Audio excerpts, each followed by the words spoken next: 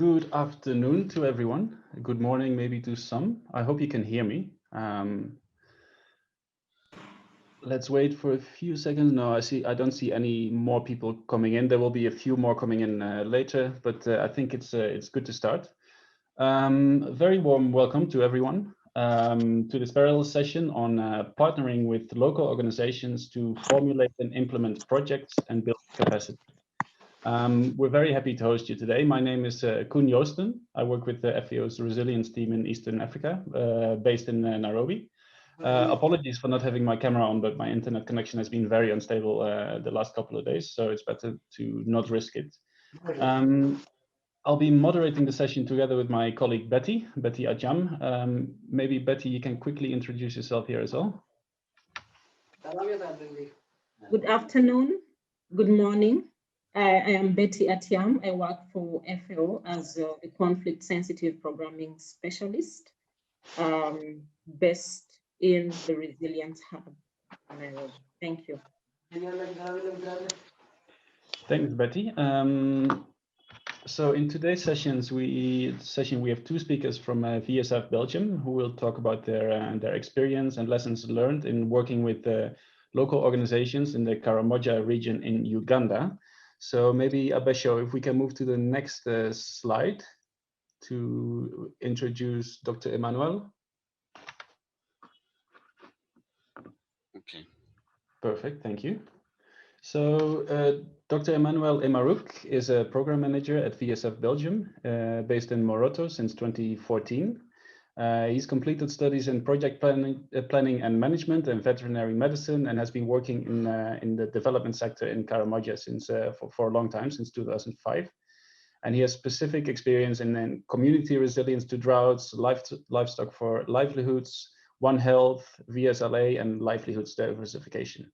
Then on the same topic, we have the second speaker, Mr. Tebanyang Emmanuel, who is the acting executive director at the Karamoja Development Forum, KDF.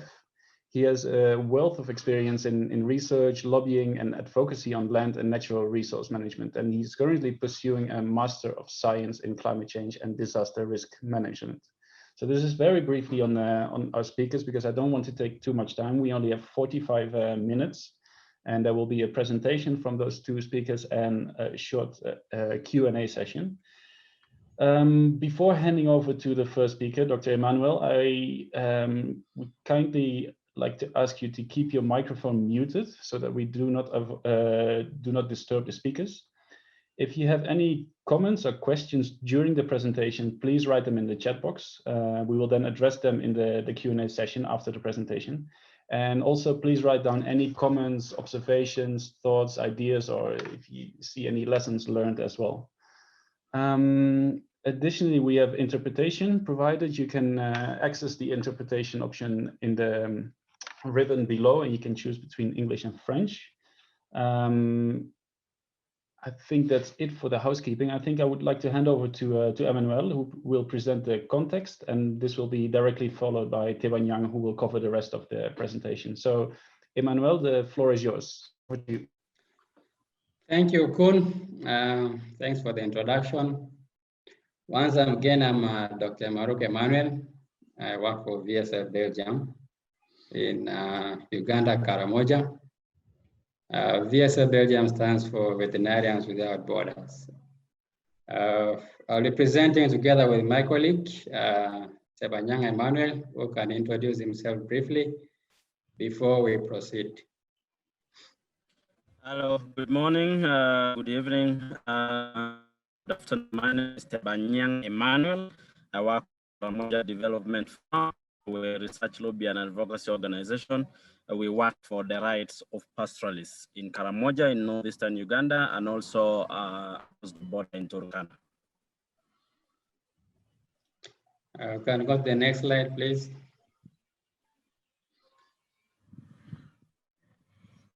Yes, so our presentation will be brief. As you can see the content there. We shall talk about Karamoja Development Forum, which is the NGO that Tebanyang Emmanuel works for, and VSF Belgium. After that, we shall look at where the action has been implemented. That is a geographical location and then the context. My presentation will stop there, and then my colleague Teba will continue on the description of the intervention in terms of local community organizing, our approach, impact of the practice, and lessons learned. Next slide. Yes, just to introduce VSF Belgium again. VSF Belgium is a Belgian NGO with geographical focus in Eastern, Western, and Central Africa. We've been here in Africa for the past 20 years. Specifically in Uganda and in Karamoja. We have been in Karamoja since 2007. Originally in Turkana, but now in Karamoja also. We've been here for the past 15 years. In Uganda, we are specialized on animal health and production, access to credits and markets, diversification of livelihoods, and natural resource management. So it is under the axis of natural resource management where we are presenting this action. So that is the location of where the action has been implemented in Africa, specifically in Uganda, northeastern Uganda, and in Karamoja, sub-region of Uganda. Next slide.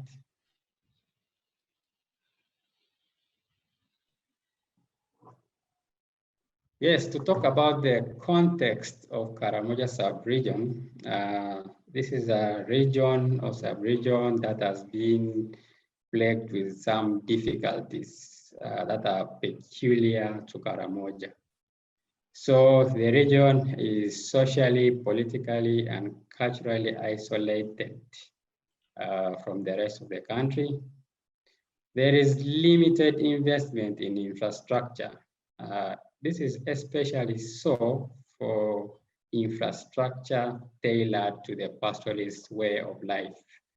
As you can see on the left, these are consequences, and the consequences are, for example, the population living in absolute poverty in Karamoja is at 74.5% in comparison to the rest of the country, which is standing at 19.7%. The literacy rate stands at 21% in Karamoja in comparison to the rest of the country at 21%. This is just a brief highlight of what the statistics say. Of course, the region has also had an history of protracted intra-clan and inter-clan conflict over cattle, but also over natural resources. But we also appreciate that this conflict is evolving. Next slide. Yes, in Karamoja sub-region, the land is held under customary tenure. But this land is also communally used. So it doesn't mean that if one sub-clan owns the land customarily, the rest cannot use. Through agreements, there is communal ownership of land.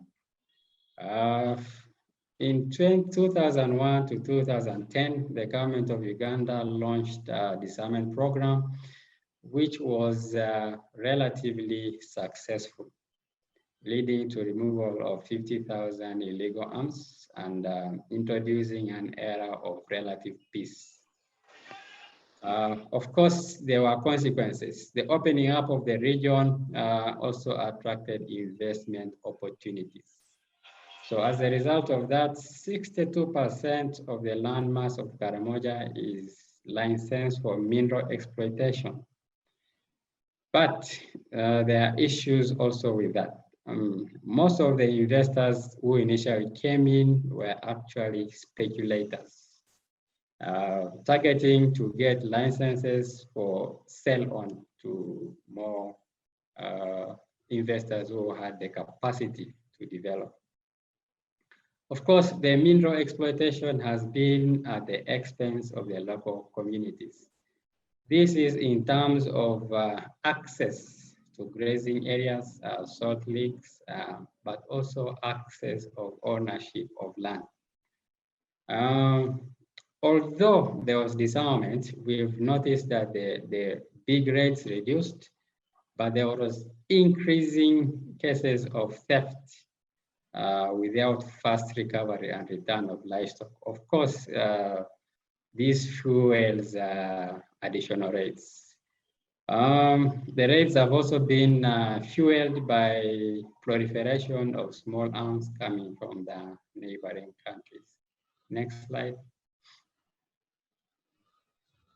Yeah, so I've done the introduction. Now I hand over you to my colleague, Teba Emmanuel, who will take you through the rest of the presentation. Thank you. Teba? Thank you. You can continue to the next slide, please. Yeah, of course, to continue from where Teba stopped, the project was looking at two axes. One was on advocacy on issues affecting pastoralists, and then the other one is to enhance sustainable natural resource management. So the issues on advocacy have to come from the communities and taken up to the national level. And this was particularly regarding community land rights and registration. The rangeland management aspect tackles two issues, that is management of rangelands and water. And then the other one is on the aspect of peace building and sharing of resources. Next slide. Yes, so this is a map that shows land use planning, and this was by Kopelbe Community Development Trust. Next slide. Yes, of course, our approach is context specific. That means the context of Karamoja allowed for implementation of this approach, but they also had to address issues that are peculiar to the region. And then the next step that we took is to organize and develop the capacity of community institutions. And then the next step is to register them to make sure that they can be able to represent their communities legally. And then, of course, we generated information from within the communities, and then exchange with other organizations or community development trusts that have done the same things in Turkana and also in Tanzania in the Maasai region. Awareness creation is something that is critical for the recognition of the community development trusts. Of course, this is important for the communities to know who represents them, but also to be able to take their grievances or problems to a central focal point. Next slide. Yeah, so now what was the impact of the Kobe rangeland management structure? We're just giving an example of one institution. So this structure was able to resolve or prevent 9 conflicts. They're able to recover over 20 different recoveries of livestock. We're not talking about livestock. Actually, in terms of recoveries, they have recovered over 100 livestock. They're able to organize several meetings on resource sharing.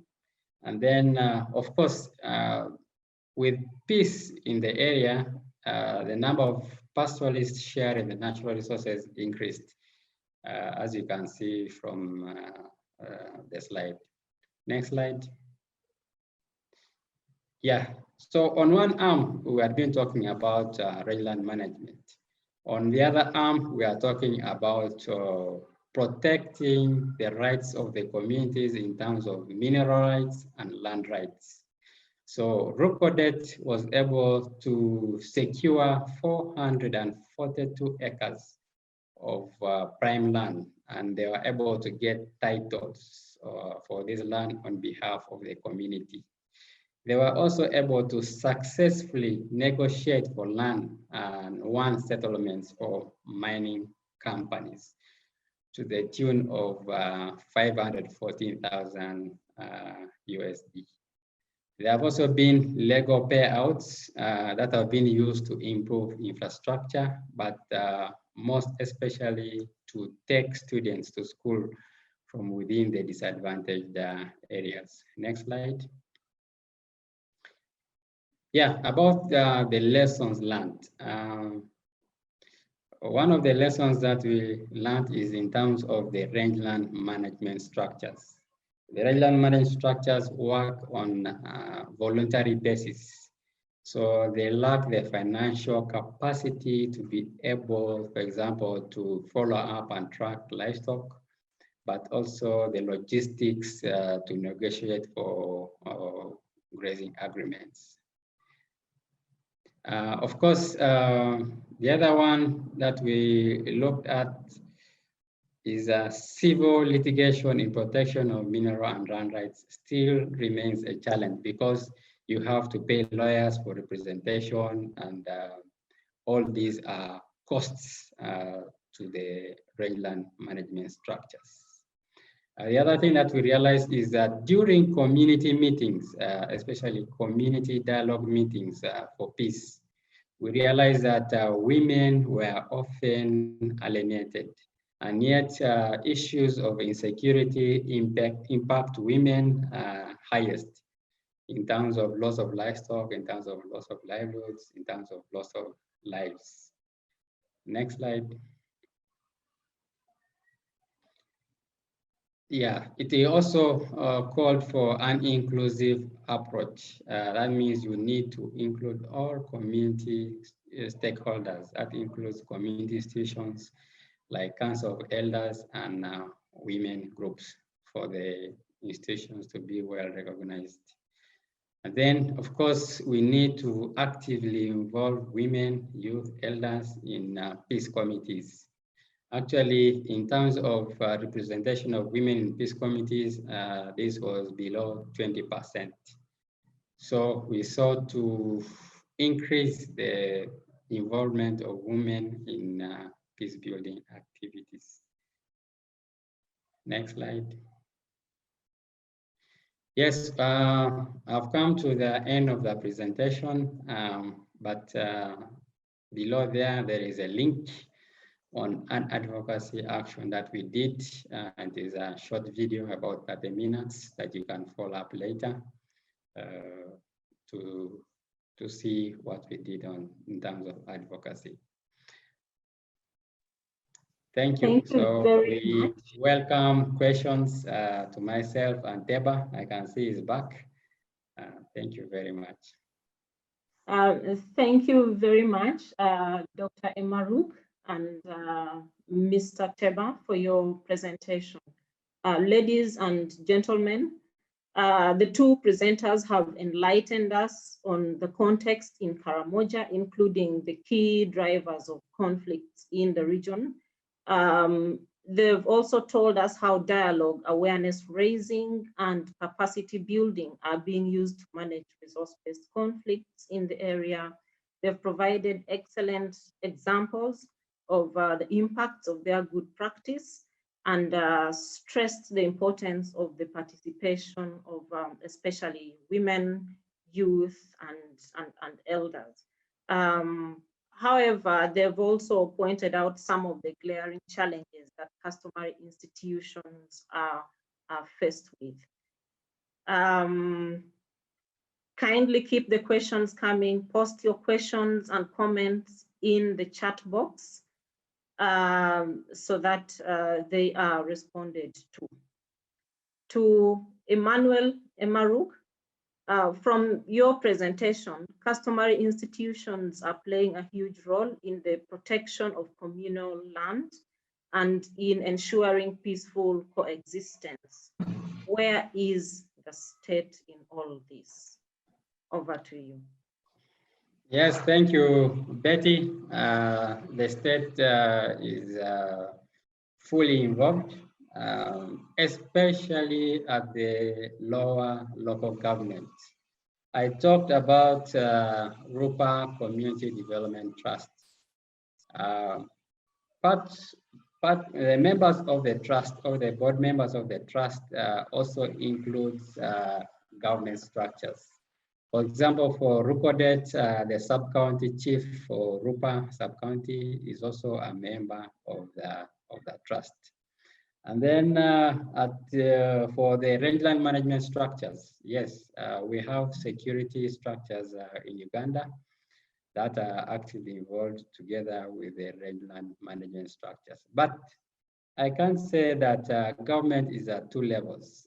At one level, there are people within government that also actively target the mining, the mineral resources within Uganda.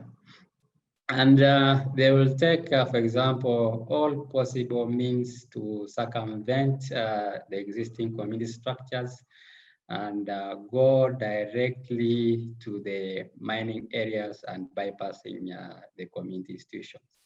So by registering, for example, Rupa Community Trust and enabling them to title their own land, these issues were prevented. Actually, even for companies that had acquired licenses before without following the proper procedures, they had to renegotiate with Rukodet and pay what we call surface rights to Rukodet on behalf of the community. Thank you. Thank you so much. That is very good, because intervening in a context like Karamoja requires concerted efforts from different stakeholders. To Emmanuel Tebanyang, Mael is asking you to explain the issue of registration a bit further. Thank you, Betty. I hope I'm not breaking now again. Emmanuel had touched a bit about registration or formalization of these community institutions. We observe this as a transformation from traditional or cultural management into now what we think is formal management of natural resources in this community. The rangeland management associations actually handle natural resources at large in the open, in the communal lands. We have managed to work with these rangeland management associations. We only cite Kobebe, but we have 4 others that have been able to organize, sit together through a demand-driven process, and they agreed that they will form a committee. This committee of the association now champions and facilitates a process of formal registration. They have been registered at the sub-county level and received a certificate of registration as an association. This allows them to engage and interact with other entities that are legal and that are formal, including government, civil society organizations, and investors. Rukodet that we have cited is registered at a national level because it's dealing with extractives. Now, the process of registration is as outlined by law.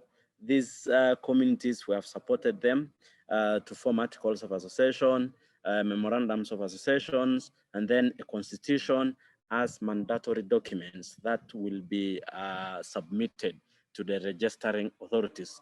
This has happened also to Rukodet.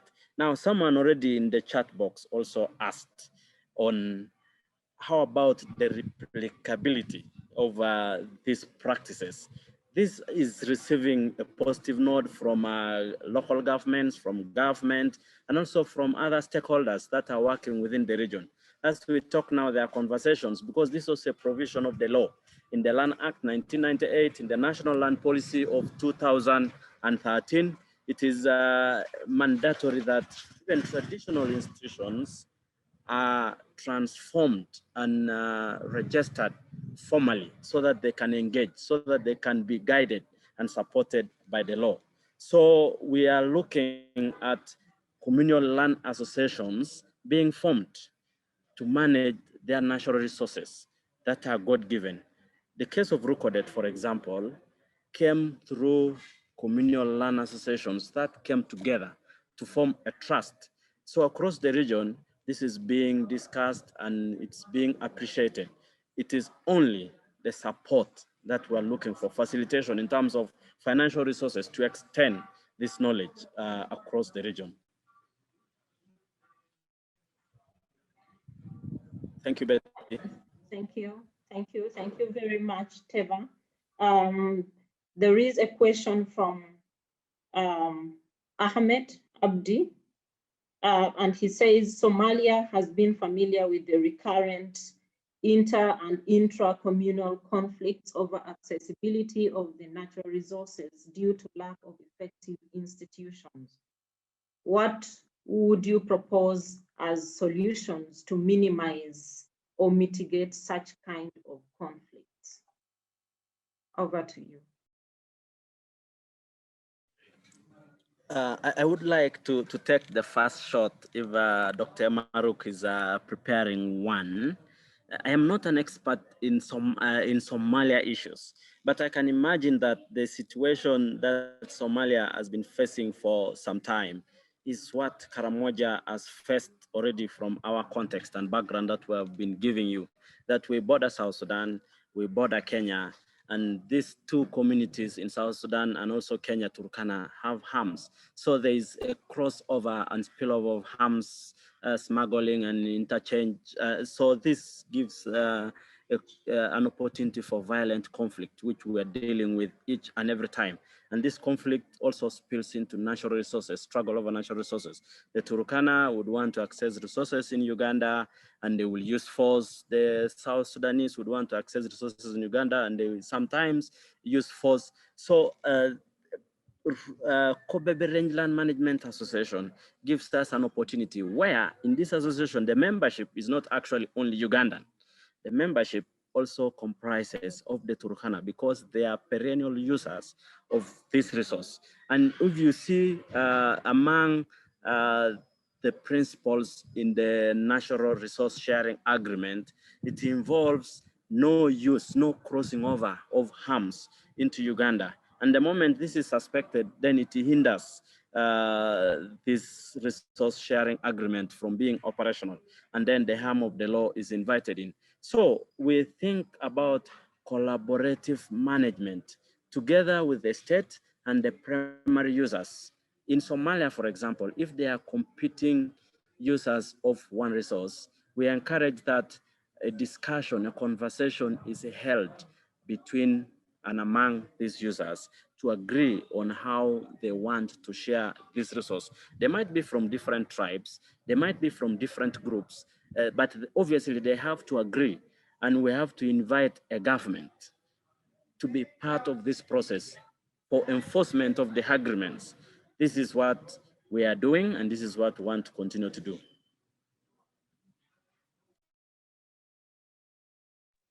Thank you very much, Mr. Teba, for that.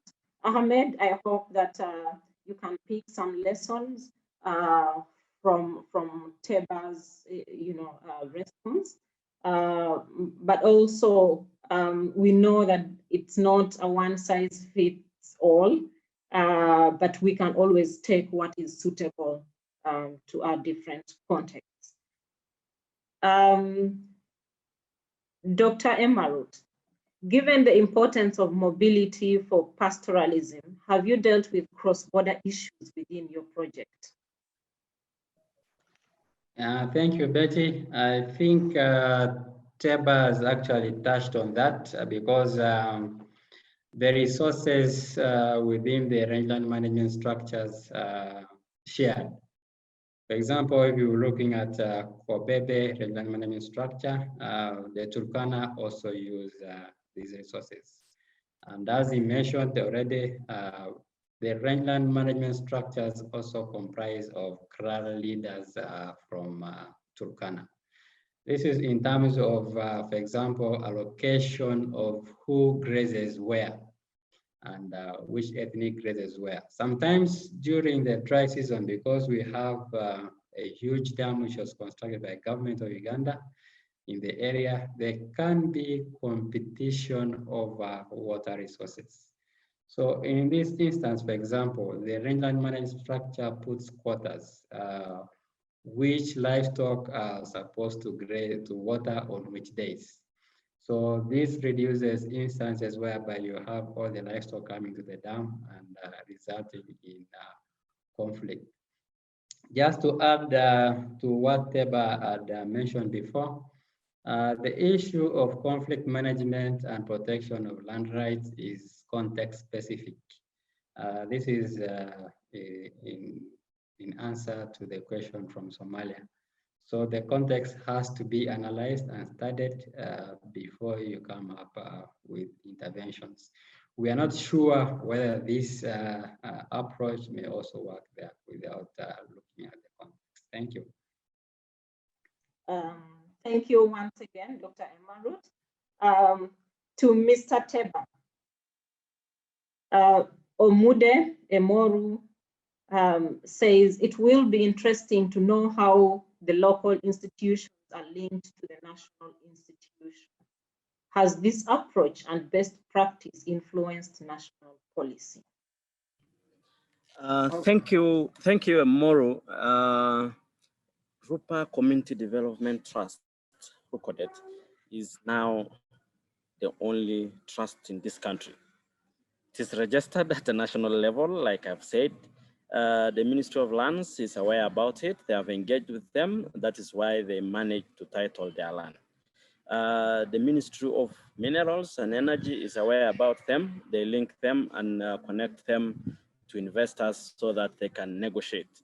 It is becoming the hot cake, I should say the hot cake. But as you know, national policy cannot be influenced in one day. It cannot be influenced in 2.5 years. So it is a conversation we are having with the ministries, especially the Ministry of Lands, because it's the Ministry of Lands which has championed organization of communities, which has championed formalization of communal land associations so that they become legal institutions to manage their land, to manage their resources. And we are simply offering these lessons to the ministry to say, if community A and community B, community C agree that they have shared resources, they can be able to be recognized by law. This is still lacking because at a ministry level, they only recognize, even at policy level, only recognize the communal land association. But it doesn't go further to say traditional institutions can mutate and transform into formal institutions, even in groups. And this has been a challenge that we have been having with the Ministry of Lands and also the Ministry of Energy and Minerals to appreciate the transformation that communal land associations can come together and form a hybrid institution. More or less, the Rangeland Management Association find themselves dynamic, even as you talked about pastoralist mobility. It is seasonal because Kobebe Rangeland Management Association comes into huge activity in the dry season. When there is a lot of water and when there is a lot of pasture, their roles become insignificant because the pastoralists go back to their traditional grazing areas. It is only in tough times.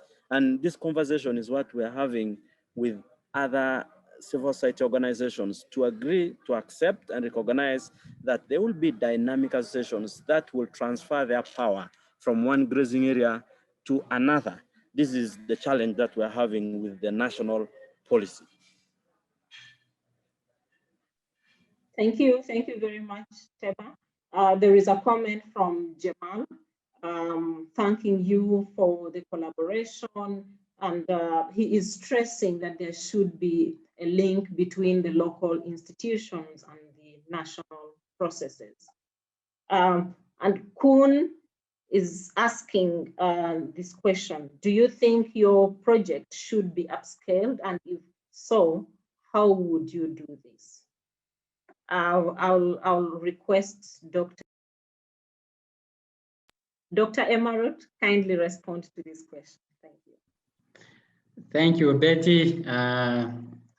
Yes, the answer is actually yes, because for example, for this project, we covered quite a small area because we also wanted to draw lessons.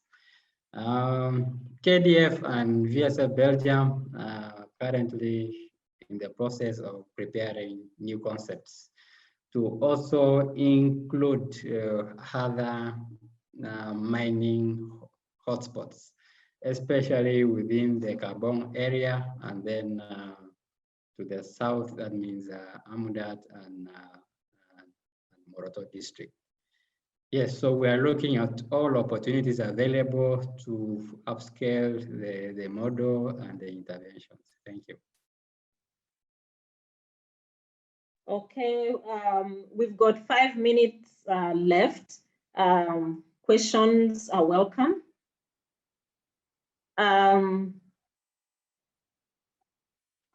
We don't see any new questions. Okay, there is one question from Girma. And it says, is the formulation of partnership with local organizations voluntary based or legally based, or legal based to be effective? Is the formulation of partnership with local organizations voluntary based or legally based? I would want to take a shot at Girma's question. We already said that this is demand driven. Community organizing is demand driven. Sometimes we would want to influence communities that we see in hotspots where we see resources, critical natural resources, but it must be demand driven. Also, the law of Uganda in the national land policy says communities should express a need. They should request that they should be supported. So in the beginning, it is demand driven, but of course, challenge of keeping them loose without a legal binding makes them not to be recognized by law and also not be supported by legal instruments in case of need. And this is where we come in to build their capacity to understand the processes that they are actually going to fast track, to appreciate its risks and also its opportunities, and then be able to accept that we will toe this line. And this is what has delayed some institutions from being legally registered, and they have still remained loose. And they are also operating even when they are loose. So first of all, it is demand driven, and then it's good that they are legally registered for engagement. Thank you, Betty.